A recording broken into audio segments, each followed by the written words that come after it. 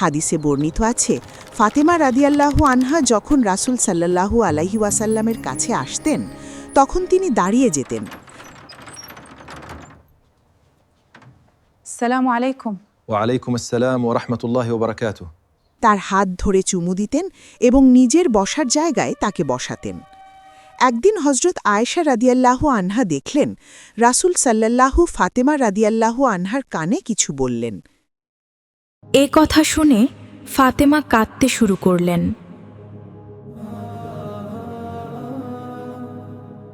কিছুক্ষণ পরে আবার নবীজি তার কানে আরেকটি কথা বললেন। এবার ফাতেমা রাদিয়াল্লাহু আনহা হাসতে লাগলেন। হজরত আয়েশা রাদিয়াল্লাহু আনহা খুব অবাক হলেন। আজ আমি আনন্দ ও দুঃখ একসাথে দেখলাম।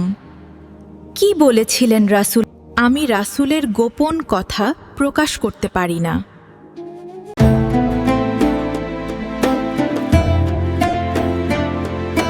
আয়েশা আবার জিজ্ঞেস করলে ফাতেমা ঘটনাটি বললেন।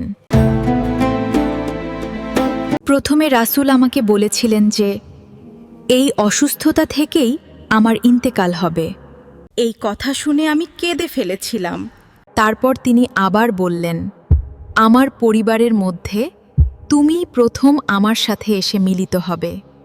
এই কথা শুনে আমি হাসলাম, কারণ আমি জানলাম খুব শীঘ্রই আমি আমার প্রিয় বাবা রাসূলুল্লাহের সাথে জান্নাতে মিলিত হব। আর সত্যিই তাই হয়েছিল। রাসূলুল্লাহের ইন্তেকালের মাত্র ৬ মাস পরে হজরত ফাতেমা ইন্তেকাল করেন। পিতা ও কন্যার ভালোবাসা কতটা পবিত্র হতে পারে!